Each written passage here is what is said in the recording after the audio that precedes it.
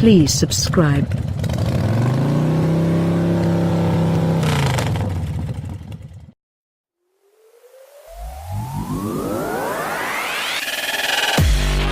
Current about 10 years, and Audi's Audacity was on full display.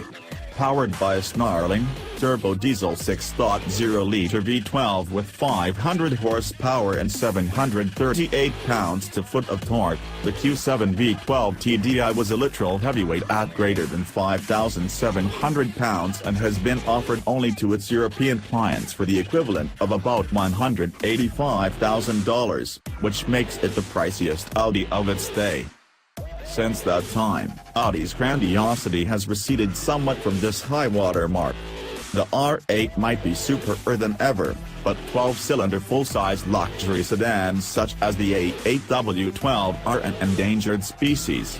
The Q7 V12 TDI's successor, the SQ7 TDI, has dropped 4 cylinders and a chunk of torque, and it is half the cost.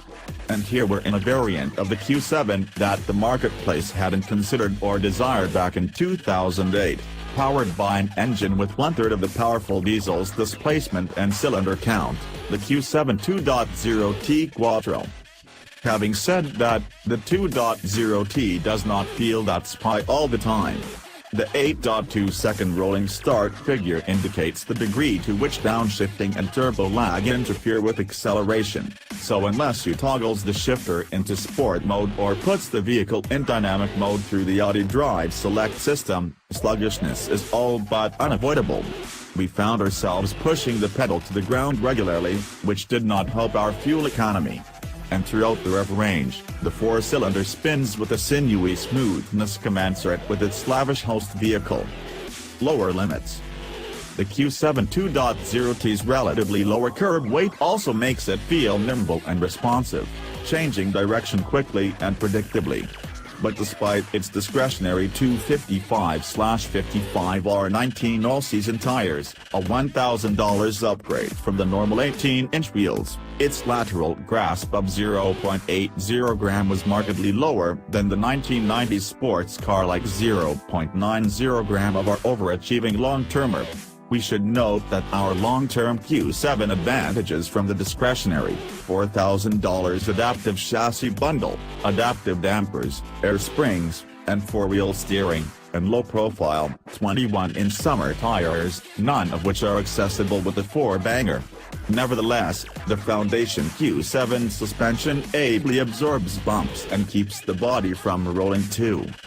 The 4-cylinder's more small rolling stock might also accounts for the Q7's unsatisfactory 186-foot stopping distance from 70 miles per hour, a whopping 31 feet more than our heavier 3.0T despite having the identical large 14.8-inch front and 13.8-inch rear brake discs.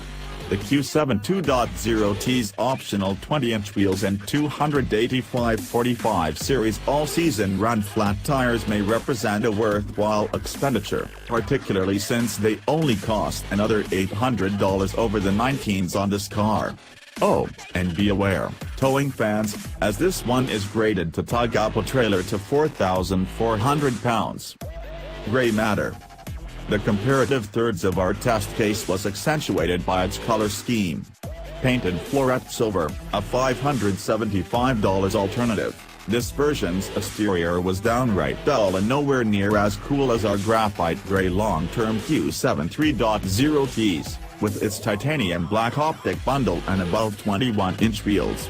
Only close inspection shows the styling nuances of the Q7's layout, such as flared rear fenders, serrated grille vanes, and skid plate-like lower bumper details. Helping somewhat were full LED headlights and taillights which are part of the 2000 Vision package, which also contains a top-view camera program and Audi's nifty 12.3-inch virtual cockpit digital instrument cluster. That virtual cockpit screen, in actuality, was the highlight of our evaluation Q7's inside, which was outfitted with black leather. While we have sampled several other 2017 Q7s with more trendy color schemes, this one's blackness was utterly gloomy, its dark gray oak wood inlays hardly noticeable everywhere except for the middle console.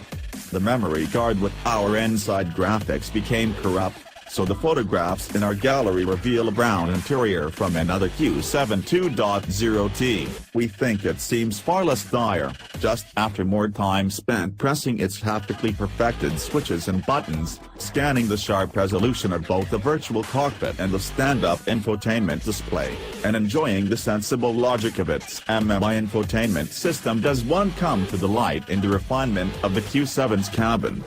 Front and rear seating areas feel grand and open, thanks in no small part to the typical panoramic sunroof. We cannot say the exact same for the next row, which is best left for wee ones or folded to make way for freight. Sensible price. At least our evaluation Q7's price did not climb into the stratosphere from its $49,950 starting point.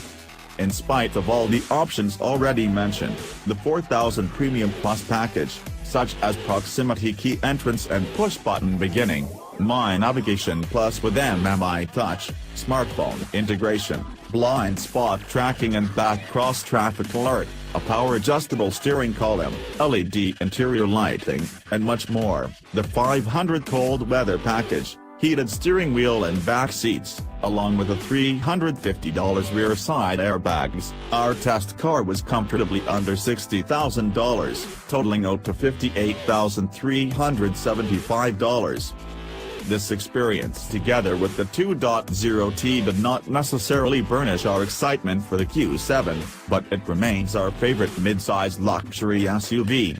Neither did it diminish our expectation for some of the more intriguing Q7 versions that Audi has planned in the future, such as an electrical Q7 and even a potential RS Q7.